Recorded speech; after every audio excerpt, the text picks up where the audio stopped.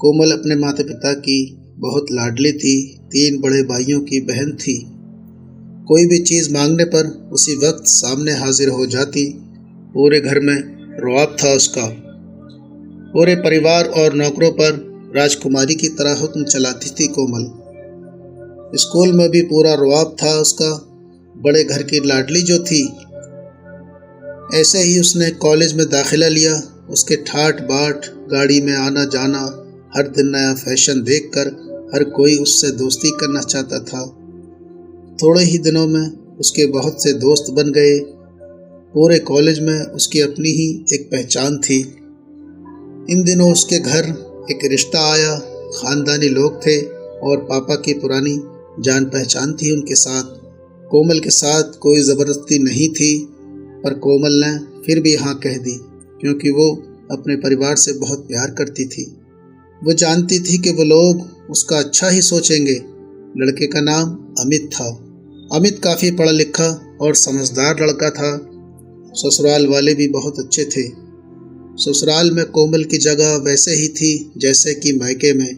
कोई भी कार्य कोमल की सलाह के बिना नहीं होता था। सबके लाडली बहू बन गई थी वो। फिर उसके घर में एक बेटे का जन्म हुआ। सोनू कोमल को जान से प्यारा था। पोता पाकर ससुराल वाले तो फूले नहीं समाते थे। कोमल कभी कभी सोचती थी कि उसकी किस्मत कितनी अच्छी है। उसका हर अपना उसे कितना प्यार करता है। चाहे जीवन में कैसा भी समय आए, मेरे सपने हमेशा मेरे साथ हैं। मैं कभी अकेली नहीं हो सकती। कितनी खुशकिस्मत हूँ मैं। पर शायद कोमल की खुशियों को उसकी अपनी ही नज़र लग गई थी। एक दिन वो मायके जाने की जिद कर बैठी। अमित को बहुत काम था, लेकिन वो फिर भी उसे ले गया। रास्ते में उनकी गाड़ी अन्य गाड़ी से टकरा गई। कोमल, अमित और सोनू बहुत बुरी तरह से जख्मी हो गए। काफ़ी दिनों के इलाज के बाद अमित और सोनू तो ठीक हो गए, लेकिन कोमल पूरी तरह ठीक ना हो सकी। सर पर चोट लगने के कारण वो अपनी आंखों की रोशनी खो बैठी। अब कोमल की किस्मत जैसे उल्टे पांव चलने लगी। मायके वाले कुछ दिनों तक उसे मिलने आते रहे, फिर कभी कभार फ़ोन ही करके पूछ लेते कि अब कैसी हो। धीरे धीरे ये सिलसिला भी कम हो गया। ससुराल वालों की सहानुभूति भी कम होने लगी। घर में किसी को पास बैठने के लिए कहती तो जवाब मिलता, बहुत काम है, अब तुम भी तो हाथ नहीं बटा सकती। अमित भी चिड़चिड़ा हो गया था। बस सोनू ही था उसके साथ, जिसके साथ हंसते खेलते उसका वक्त गुजरता। एक दिन कोमल के हाथ से कुछ सामान गिर गया, जिसकी वजह से सोनू को हल्की सी चोट लग गई। कोमल के सास ससुर ने सोनू को उससे अलग कर दिया कि कहीं उसके न देखने की वजह से बच्चे को कोई नुकसान न हो जाए। कोमल अंदर से टूट चुकी थी।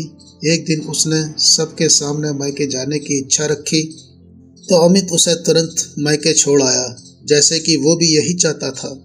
लेकिन सोनू को उसके साथ नहीं भेजा गया। कोमल कभी सोनू से दूर नहीं रही थी, पर अपनी कमी के कारण उसने ज़्यादा बहस नहीं की। कोमल को लगा कि वो 3-4 दिन वहाँ रहेगी तो थोड़ा हवा पानी बदलेगा, क्योंकि वो कितने दिनों से कहीं बाहर नहीं गई थी। घर वाले भी इतने दिनों के बाद उसे देखकर कितने खुश होंगे। कोमल के घर पहुँचने पर सब लोग बहुत खुश हुए। खाने में सब कुछ कोमल की पसंद का ही बना था। उसने अपने मम्मी पापा और भाभीयों से दिल खोलकर बातें की। उनके छोटे बच्चे भी बुआ के साथ घुल मिल गए थे। रात को सोने के वक्त जब वो कपड़े बदलने लगी तो उसे पता चला कि उसका बैग तो बहुत भरा हुआ था। वो सब समझ गई। वो बहुत उदास हो गई। कुछ दिनों तक तो सब ठीक रहा, फिर जैसे ही सब बदलने लगा, सबका व्यवहार बदल रहा था।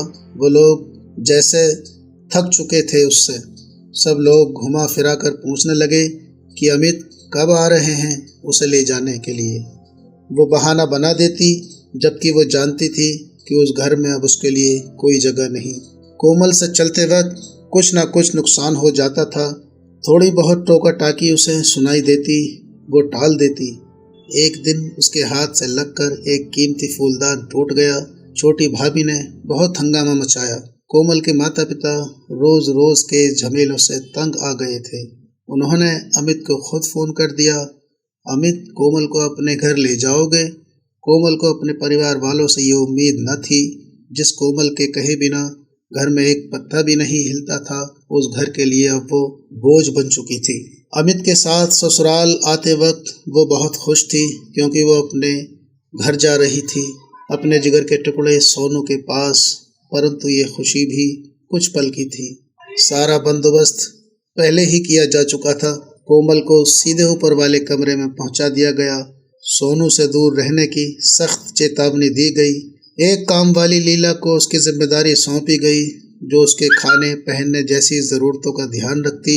कोमल ज़्यादातर चुप ही रहती। कभी कभी काम वाली लीला से थोड़ी बात कर लेती, जिसके ज़रिए सोनू का पता चल जाता। सबकी लाडली बेटी और बहू सबके लिए लाडली से बोझ बन चुकी थी। तो दोस्तों, ये थी आज की हमारी कहानी। आपको कैसी लगी कमेंट करके ज़रूर बताएं। वीडियो को लाइक कर दीजिए और इसी तरह की कहानी लगातार देखने और सुनने के लिए चैनल को सब्सक्राइब करें। घंटी को दबाकर ऑल पर सेट कर लीजिए, ताकि आने वाली वीडियो का नोटिफिकेशन आपके पास तुरंत पहुंचे। मिलते हैं आपसे अगली वीडियो में, तब तक के लिए धन्यवाद।